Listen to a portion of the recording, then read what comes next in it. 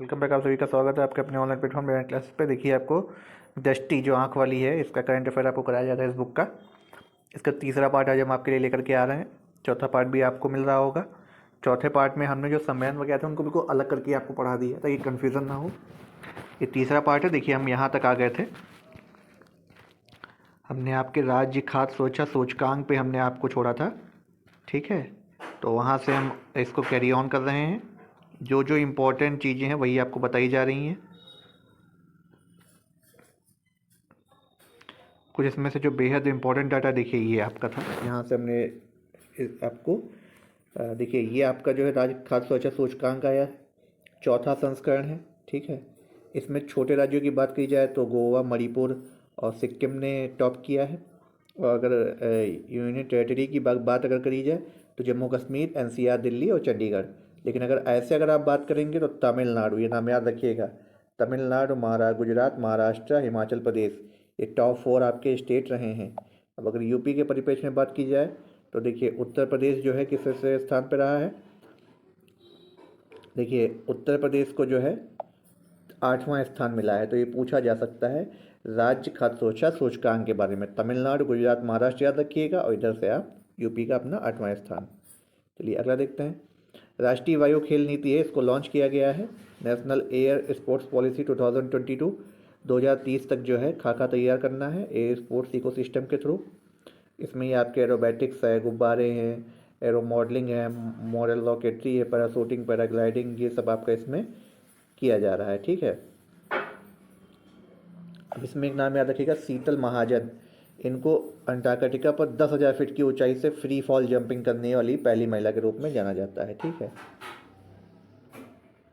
और सुश्री राहेल थॉमस जो है उत्तरी ध्रुव पे पहुंचने वाली पहली भारतीय महिला 7,000 फीट की ऊंचाई पे, और दोनों को ही पद्मश्री अवार्ड इस बार दिया गया है, ठीक है।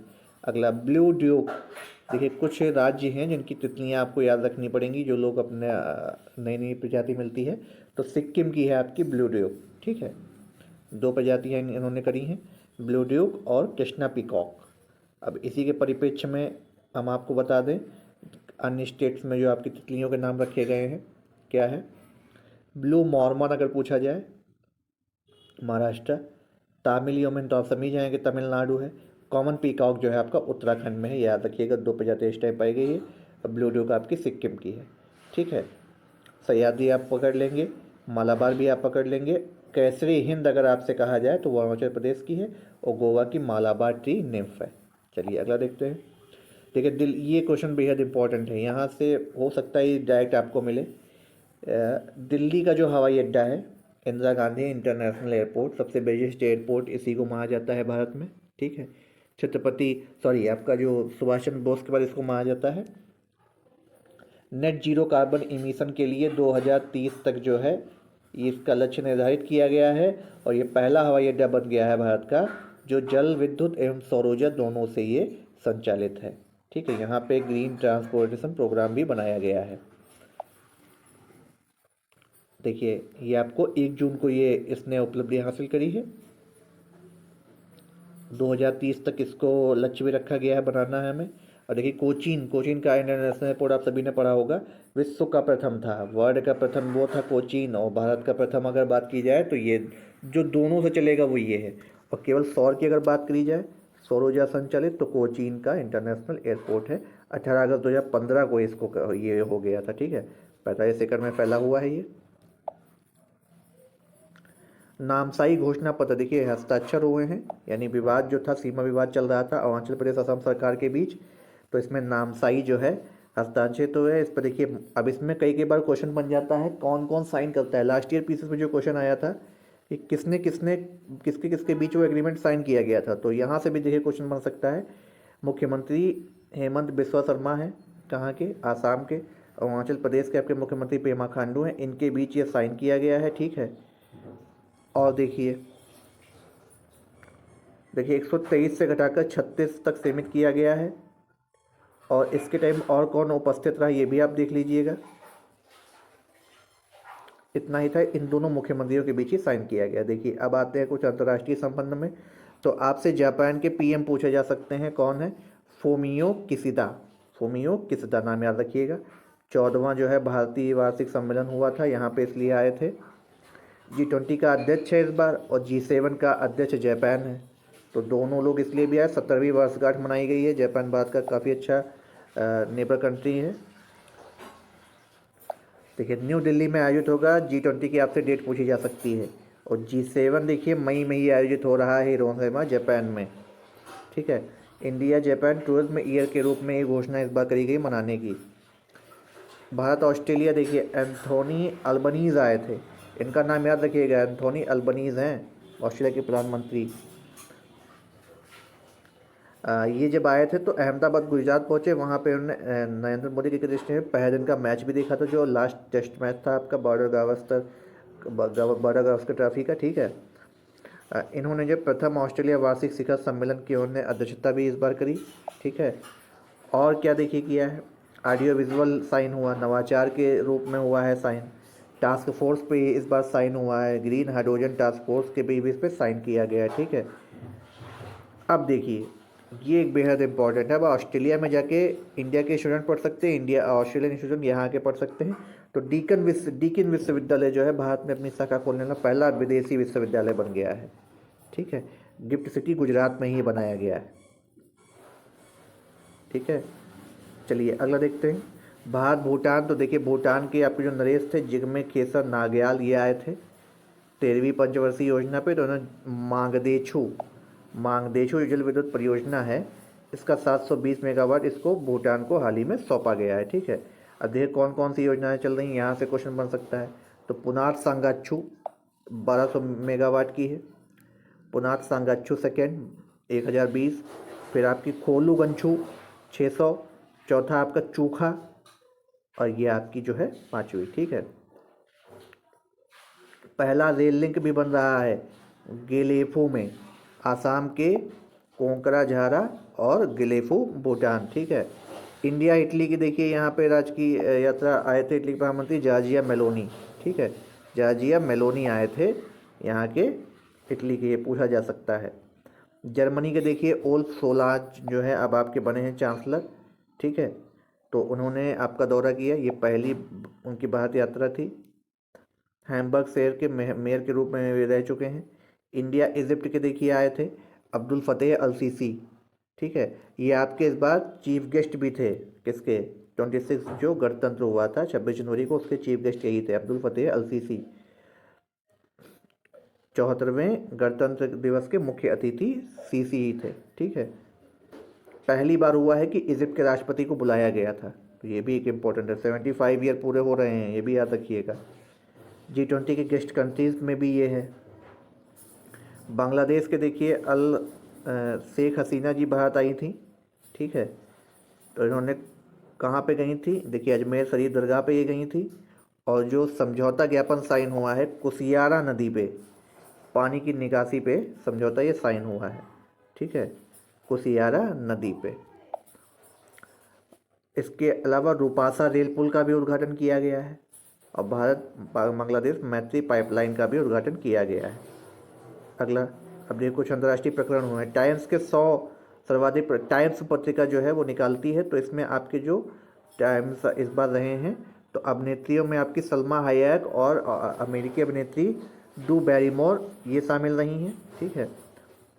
इन्वेस्टर्स की श्रेणी में अगर बात की जाए तो आपके कबालिन मबापे जो फ्रांस के फुटबॉलर थे जिन्होंने हैट्रिक मारी थी फाइनल में, और इगा स्विएटेक ये पोलैंड की टेनिस खिलाड़ी हैं, ये लोग रहे हैं। असाधारण व्यक्ति की अगर बात की जाए तो अमेरिकी मूल की लेखक भारतीय मूल की लेखक पद्म लक्ष्मी, ठीक है, ये रही हैं। और ट्विटर और के संस्थापक स्पेसएक्स के एलोन मस्क और लियोनेल मेसी अर्जेंटीना के फुटबॉलर, ये लोग इसमें शामिल रहे हैं, ठीक है। नाटो का सदस्य बना है, ये बेहद इंपॉर्टेंट है, ये इंपॉर्टेंट है। फिनलैंड जो है नाटो का 31st जो है मेंबर बन गया है। नाटो की फुल फॉर्म क्या होता है, नॉर्थ अटलांटिक ट्रीटी ऑर्गेनाइजेशन, ठीक है। इसका मुख्यालय कहाँ है, ब्रसेल्स बेल्जियम में है, ठीक है, ब्रसेल्स बेल्जियम में है। इससे पहले 30वां कौन बना था, ये आपसे पूछा जा सकता है, नॉर्थ मैसिडोनिया बना था। इसका मुख्यालय कहाँ पे है, ब्रुसेल्स बेल्जियम, ब्रुसेल्स बेल्जियम। चलिए वर्ल्ड हैप्पीनेस रिपोर्ट आई है, तो पिछली भारत की रैंकिंग सुधरी है भारत की, लेकिन इतनी नहीं सुधरी है। देखिए भारत की रैंकिंग अगर पूछी जाए इस बार कितनी है तो 126। पिछली बार से आप 10 कम कर दीजिए, यानी 2022 में कितनी थी, 136वें स्थान पे थे हम, 126वें स्थान पे हम इस बार रहे हैं। ठीक है, ये इसका 11वां संस्करण है। इन 6 पॉइंट्स में से आप 11 पॉइंट्स होते हैं, इनमें 6 पॉइंट्स पे आपको पूछा जा सकता है कौन कौन चीज़ें इंक्लूड होती है। देखिए GDP per capita, social support, healthy life expectancy, freedom to make life choice, ठीक है, उदारता, और अगला क्या है आपका परसेप्शन ऑफ करप्शन। 137 देशों में हम नीचे से 11वें स्थान बस कम है। हमेशा की तरह फिनलैंड इस बार भी टॉप पे रहा है, डेनमार्क रहा है, आइसलैंड रहा है, तो तीनों ये याद रख लीजिएगा। इसराइल भी आपका चौथे नंबर पे है, 5वें नंबर पे नीदरलैंड है। सबसे आसान था आपका अफगानिस्तान, लेबनान तो कॉन्गो रिपब्लिक रहा है। देखिए टाइम्स पत्रिका में आपके 2 महानतम आपके स्थानों की सूची आई है, लद्दाख और मयूरभंज। सिमलीपाल जो मयूरभंज उड़ीसा का एक जिला है, ठीक है, यहाँ ये आपका जो है यहाँ पे कई सारे विलक्षण काले बाघ पाए जाते हैं, काफ़ी काले, और प्राचीन मंदिरों के लिए फेमस है। यहाँ पे एशियाई हाथी और टाइगर भी, बंगाल टाइगर भी पाया जाता है। मयूरभंज उड़ीसा, यहाँ का छऊ नृत्य भी काफ़ी फेमस है, तो इसको शामिल किया गया है। और आपका कौन सा रहा है, लद्दाख को जो है इसमें शामिल किया गया है। फर्स्ट डार्क स्काई रिजर्व, इस वजह से लद्दाख को भी शामिल किया गया है। वैश्विक आतंकवाद की सूची आई है, ठीक है, इसमें आपका देखिए अफगानिस्तान हमेशा की तरफ से टॉप पे है, बुर्किना फासो आपका देश है, सोमालिया है, माली है, ठीक है। और अगर भारत की बात की जाए, ठीक है, तो भारत आपका किस स्थान पे रहा है, 13वें स्थान पे रहा, आपसे पूछा जा सकता है। देखिए ये इतना इम्पोर्टेंट नहीं है शस्त्र संस्करण में, देखिए हाँ इम्पोर्टेंट है ये। 5 सबसे बड़े विश्व के हथियार निर्यातक देश कौन, सबसे पहले यूएसए आएगा, फिर रसिया आएगा, फिर फ्रांस, फिर चाइना, फिर जर्मनी, ठीक है। और 2018 से 22 की अवधि में आयातक कौन बना था, भारत, सऊदी अरब, कतर, ऑस्ट्रेलिया व चाइना, ठीक है। भारत का सबसे बड़ा हथियार आपूर्तिकर्ता देश कौन सा है, रसिया यूक्रेन की वार भी चल रही है। ऑस्कर मिला है, 95th ऑस्कर जो अवार्ड आपका दिया गया है, 95th ऑस्कर अवार्ड, ठीक है, ये 16 मई 1929 को दिया गया था। तो इसमें आपके इस बार अध्यक्ष कौन थे, जेनेट यांग थे। अब देखिए सर्वश्रेष्ठ जो स्मरणीय तथ्य हैं वो देखिए याद रखिए। सर्वाधिक 11 नामांकन भारत की तरफ से जो गए थे, भारत की तरफ से जो मूवी गई थी वो तो भी आपको बताएंगे। 11 नामांकन आपको मिले थे, everything everywhere all at once को प्राप्त हुए थे, ठीक है, 11 नामांकन। अब अगर बात की जाए सर्वश्रेष्ठ फिल्म के पुरस्कार से किसको सम्मानित किया गया है, तो मल्टीवर्स, ठीक है, कॉमेडी ड्रामा को सर्वश्रेष्ठ फिल्म के पुरस्कार से सम्मानित किया। कौन सी मूवी है, मल्टीवर्स। और अगर निर्देशक की बात की जाए तो कौन है, डेनियल क्वान और डेनियल स्किनट। मिशेल योह, ये नाम याद रखिएगा, मिशेल योह, इनको जो है मलेशियाई अभिनेत्री हैं, इनको everything everywhere all at once जो 11 श्रेणी में नॉमिनेशन रही थी उनको जो है इसमें सर्वश्रेष्ठ अभिनेत्री का अवार्ड दिया गया है। ये पहली एशियाई महिला हैं जिन्होंने ये अवार्ड जीता है, ठीक है। अगर बात की जाए किसको आपको सर्वश्रेष्ठ अभिनेता, तो ब्रेंडन फ्रेजर को दिया गया है द वेल के लिए। ब्रेंडन फ्रेजर नाम याद रखिएगा, ब्रेंडन फ्रेजर। अब अगर आपकी बात की सर्वश्रेष्ठ संगीत ओरिजिनल, तो all quite on the western front को दिया गया है, ठीक है। भारत के लिए कौन सी मूवी जीती है, the elephant whispers, documentary short film थी द एलिफेंट विस्पर्स, इसने जीता है। इसकी निर्देशक आपकी हैं, पूछी जा सकती हैं, कार्तिकी गोंसावेलेंस और गुनीता मोंगा, ठीक है। और अब आपको इसमें देखिए, इसमें आपका मुदुमलाई टाइगर रिजर्व में जो है हाथी और एक अनाथ बच्चे रघु की कहानी को है दिखाया गया है। आरआरआर को जो है एक और अवार्ड भारत को मिला, सर्वश्रेष्ठ संगीत ओरिजिनल सॉन्ग की श्रेणी में नाटू नाटू को दिया गया है। इसके संगीतकार आपसे पूछ सकते हैं, एम किरवानी और चंद्र बोस जी हैं, ठीक है, एम किरवानी और चंद्र बोस जी है। इसको गोल्डन ग्लोब अवार्ड भी मिला था मोशन पिक्चर में नाटू नाटू को, तो 2 अवार्ड जीत चुका है। अच्छा, भारत से जो आधिकारिक प्रविष्टि गई थी वो कौन सी मूवी थी, अभी पूछ सकती, गुजरात से छैलो सो, कौन सी थी, छैलो सो। चलिए अब देखते हैं लेगाटम की समृद्धि सूचकांक आया है, तो इसमें जो है आपका डेनमार्क ने टॉप किया है, स्वीडन रहा है, ठीक है। भारत को जो है इसमें 103वां स्थान प्राप्त हुआ है, पिछले साल हम 100 स्थान पे थे। आर्थिक स्वतंत्रता सूचकांक आया है। आर्थिक स्वतंत्रता सूचकांक की अगर बात की जाए, इसमें सिंगापुर जो है विश्व की सबसे बड़ी अर्थव्यवस्था घोषित की गई है। ठीक है, विश्व की सबसे स्वतंत्र व्यवस्था घोषित की गई है। भारत को 131वां, आर्थिक स्वतंत्रता पे भारत 131 पे है। Agriculture innovation mission for climate, देखिए ये आया है, तो इसमें COP26 की थी आपकी,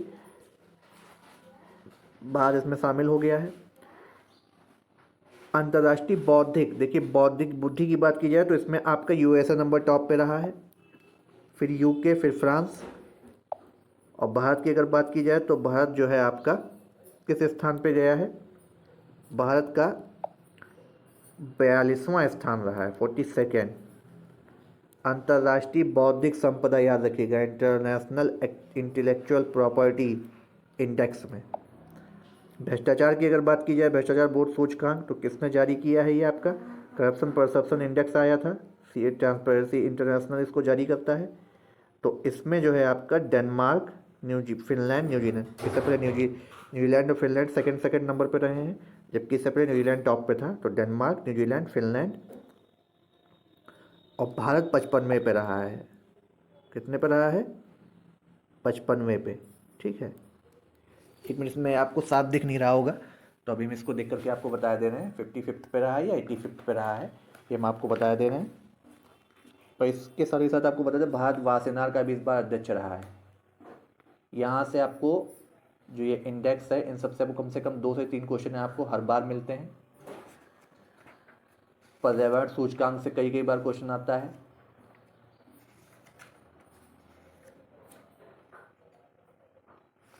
साथ ही साथ नोबेल पुरस्कार जो आपको मिले हैं, उनसे भी, वहाँ से भी क्वेश्चन आपका बनेगा।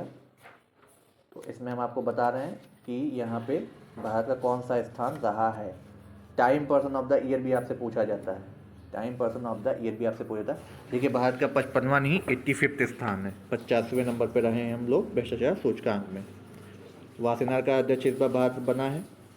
ठीक है, अगला मानव स्वतंत्रता सूचकांक यानी ह्यूमन फ्रीडम इंडेक्स, अगर इसकी बात की जाए, ठीक है, तो कैटियो इंस्टीट्यूट ने और फ्रेजर इंस्टीट्यूट ने मिलकर के लॉन्च किया है। नंबर 1 पे कौन सा रहा है, स्विट्जरलैंड, न्यूजीलैंड, एस्टोनिया।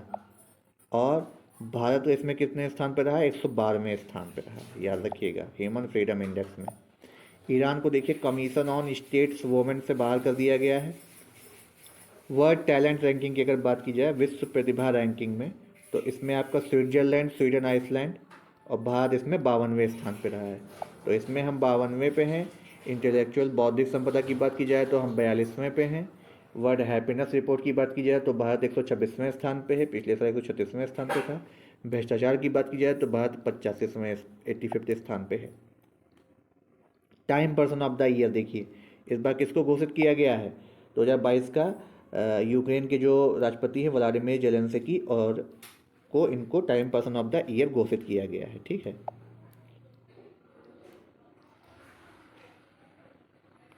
फोर्ब्स की जो 100 शक्तिशाली महिलाओं की सूची आई है, देखिए उसमें आपकी उर्सुला वांडर लियोन जर्मनी की शीर्ष पे रही है, क्रिस्टीना लेगार्ड दूसरे पे रही है, और कमला हैरिस जो आपकी उपराष्ट्रपति हैं USA की, वो तीसरे स्थान पे रही हैं। World wide cost living index आया है, इसमें आपका सबसे जो नंबर टॉप पे रहा है न्यूयॉर्क रहा है, सबसे महंगा शहर। ठीक है, न्यूयॉर्क और सिंगापुर को दिया गया है नंबर, दोनों एक ही साथ एक रैंक पे रहे हैं। भारत की अगर बात की जाए तो बेंगलुरु, चेन्नई और अहमदाबाद को दिया गया है। सीरिया दमिश्क जो है सीरिया में सबसे सस्ता शहर बताया गया है रहने के लिए। Global partnership on artificial intelligence का भारत इस बार अध्यक्ष है। ठीक है, बस इतना ही पॉइंट आपको इसमें याद रखना है। जलवायु प्रदर्शन सूचकांक जो आया है, तो इसका 18वां संस्करण है। देखिए पहले 3 स्थान पे कोई भी नहीं रहा है, तो डेनमार्क, स्वीडन और चिली, ये टॉप 3 पे रहे हैं, 5, 4, 5, 6, 7, 8 पे। 8वें नंबर पे भारत रहा है इस बार। ठीक है, 2021 में भारत 10वें स्थान पे था। वैश्विक प्रतिस्पर्धा रैंक यानी ग्लोबल टैलेंट अगर बात की जाए तो वर्ल्ड टैलेंट था, जहाँ पे हम 42वें पे थे। ये आपका ग्लोबल टैलेंट है। तो ग्लोबल टैलेंट में अगर बात की जाए तो इसमें आपके टॉप पे रहे हैं Switzerland, Singapore, Denmark, USA, Sweden. और अगर भारत की बात की जाए तो भारत जो है भारत के इतने शहर आपके दिए गए हैं, ठीक है। भारत के 8 शहरों को दिया गया है यहाँ पे, बेंगलुरु, चेन्नई, हैदराबाद, दिल्ली, कोलकाता, सूरत, ठीक है। रिश्वत जोखिम सूचकांक की अगर बात की जाए तो इसमें भारत को 86वां स्थान प्राप्त हुआ है, ठीक है। और टॉप अगर 4 देशों की बात की जाए, नॉर्वे फर्स्ट पे रहा है और नॉर्थ कोरिया सेकेंड पे रहा है, ठीक है। नॉर्वे फर्स्ट पे, नॉर्थ कोरिया सेकेंड पे। भूख सूचकांक की अगर बात की जाए तो इस बार भूख सूचकांक जो आया है, पिछली बार हम लोग की काफ़ी ख़राब रैंकिंग थी, लेकिन इस बार जो अगर देखा जाए तो 828 बिलियन लोग अभी भी भूखे हैं, अगर इस रिपोर्ट की बात की जाए, ठीक है। तो इसमें जो आपके जो कंट्री रहे हैं, देखिए टॉप पे जो इसमें जो कंट्री रहे हैं, ब्रिक्स देशों की बात की जाए तो भारत को 7वां रैंक मिला है, ठीक है। भारत को 107वां रैंक मिला है 121 देशों की श्रेणी में अगर बात की जाए तो 121 देशों की श्रेणी में 7वां स्थान मिला है। चलिए अगला देखते हैं कि यूएस एशिया यूनिवर्सिटी रैंकिंग जो आई है, तो इसमें आपकी चाइना की यूनिवर्सिटी टॉप की गई है, पेकिंग, फिर नेशनल यूनिवर्सिटी ऑफ सिंगापुर और तीसरी सिंघुआ गई है, ठीक है। भारत की बात की जाए तो आईआईटी बॉम्बे 40वें पे, आईआईटी दिल्ली 46वें पे, आईआईसी बेंगलोर 52वें पे।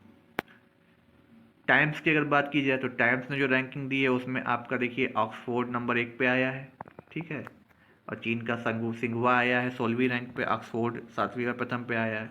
भारत का कोई भी नहीं है, 300वें स्थान पे आईआईसी बेंगलोर रहा है। और नोबेल प्राइज़ की अगर हम बात कर ली जाए 2022 में, तो देखिए अर्थशास्त्र का नोबेल 1969 से दिया जाता है। तो अगर हम बात करें तो इस बार जो आपका दिया गया है किसमें, अर्थशास्त्र का जो नोबेल 2022 में आपको दिया गया है, वो दिया गया है 3 लोगों को, बेन एस बर्निके, डगलस, डब्लू नाम याद रखिएगा, डायमंड, देखिए डायमंड काफ़ी महंगा होता है ना, इसलिए इकोनॉमी में जाएगा, Philip H doubling, Philip H डायबिक, ये फिलिप एच डायबिक, बेनस बर्नके और डगलस डब्लू डायमंड, ठीक। इन 3 को दिया गया है, किस लिए दिया गया है, जो फिनेंशियल क्राइसिस होती है रिसर्च करते हैं, बैंकिंग के लिए दिया गया है। शांति की बात की जाए तो इस बार जो नोबेल प्राइज़ दिया गया है वो आपका 3 लोगों को फिर से दिया गया है, नाम याद रखिएगा, Center for Civil Liberties, Memorial और एल एस बियालिस्टेस्की। तो एल एस बियालिस्टेस्की कौन है, ये बेलारूस के हैं, ठीक है। मेमोरियल एक संगठन है, 1987 से काम कर रहा है। और सेंटर फॉर सिविल लिबर्टीज़ जो है यूक्रेन में मानवाधिकार जो हो रहे थे, हमले हो रहे थे, उनके लिए मानवाधिकार का हाथ उठाने के लिए। साहित्य का नोबेल इस बार अगर बात करी जाए किसको दिया गया है, 82 वर्षीय लेखिका है एनी अर्नो को, यानी महिला को दिया गया है, ठीक है। एली अर्नो को, एनी अर्नो को दिया गया। कौन सा इनका वो था, a man's place a woman's story the years. अब रसायन की अगर बात की जाए तो कि रसायन में आपके जो मिले हैं वो 3 वैज्ञानिक फिर से हैं, कैरोलिन आर बटोजी, मोर्टन और कैरी बे शार्पलेस, के बेरी शार्पलेस, मोर्टन और कैरोलोनी बार्टोजी। इन तीनों को याद रखिए, किसके लिए दिया गया है, क्लिक केमिस्ट्री के लिए दिया गया है। भौतिक का नोबेल अगर बात करी जाए तो भौतिक का जो नोबेल आपका दिया गया है वो आपका दिया गया है, भौतिक का नोबेल देखिए 3 है, ये काफ़ी अच्छे नाम है। एस्पेक्ट आप कर सकते हैं, Alain Aspect, John F Clauser, Anton Zeilinger, लेकिन तीनों अलग अलग हैं। एस्पेक्ट की बात की जो फ्रांस से आप अच्छे एस्पेक्ट की उम्मीद करते हैं, यूएसए क्लॉजर और ऑस्ट्रिया के हैं एंटोनी जिंगलर, ठीक है। किसमें दिया गया, आपस में गुथे हुए प्रोटॉनों को, यानी इंटेंगल फोटान की खोज के लिए दिया गया। चिकित्सा का नोबेल अगर बात की जाए तो सवांते पाबो को दिया गया है, वेरी वेरी इंपॉर्टेंट, सवांते पाबो को दिया गया है। म्यांमार को देखिए एफएटीएफ की ब्लैक सूची में शामिल किया है, कि ग्रे सूची से पाकिस्तान को हटा दिया गया था, मिस्र को भी हटा दिया गया था, ठीक है। वैश्विक नवाचार सूचकांक आया है, देखिए वैश्विक नवाचार सूचकांक में स्विट्जरलैंड, यूएसए और स्वीडन नंबर टॉप 3 पे रहे हैं। और भारत की अगर रैंकिंग की बात की जाए तो भारत को इस बार जो है भारत को 40वीं रैंक प्राप्त हुई है, लास्ट ईयर हमारी थी 46वीं रैंक, ठीक है। तो चलिए अगले वीडियो में मिलते हैं, तब तक के लिए यहीं पे आपसे धन्यवाद करते हैं। और इस वीडियो को जरूर से देखें, बेहद इंपॉर्टेंट, इनमें से कम आपको 5 से 6 क्वेश्चन यहाँ से मिलेंगे इस वीडियो से। तब तक के लिए सभी से धन्यवाद।